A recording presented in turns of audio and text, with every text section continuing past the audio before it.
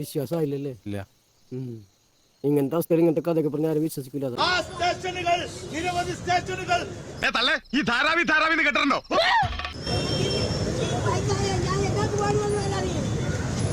ഞാൻ മേടിച്ചിട്ടേ പോവൂ. നീ ഇവിടെ മുഴുവൻ തൂറി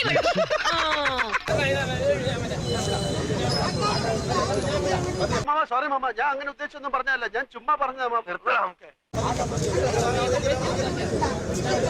ഇങ്ങനെ ഒരു കേസ് ഇടുത്തി പോലെ തലേ വന്ന് വീഴുന്ന ആരെങ്കിലും വിചാരിച്ചോ? ഗുണ്ടായിസ അടി കണ്ണേ പൊട്ടിക്കും. ഔപചാരികമായ ഉദ്ഘാടന കർമ്മം നിർവഹിച്ചതായി പ്രഖ്യാപിക്കുന്നു. നിങ്ങൾക്ക് എല്ലാവർക്കും എന്റെ വിനീതമായ നമസ്കാരം. ഈശ്വര, ഇവിടെ ആരുമില്ലല്ലോ ഇതൊന്ന് പറഞ്ഞു ചിരിക്കാനായി. ആഹാരം കഴിച്ചോണ്ടിരുന്നു.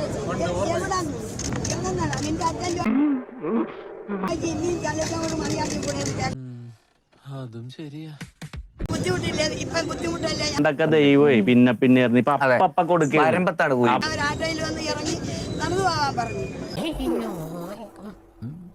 എന്താ ഉറക്കം വരുന്നു. എനിക്കൊരു അബദ്ധം പറ്റിപ്പോയതാ. നീ എന്നെ കൊലക്ക് കൊടുക്കരുത്.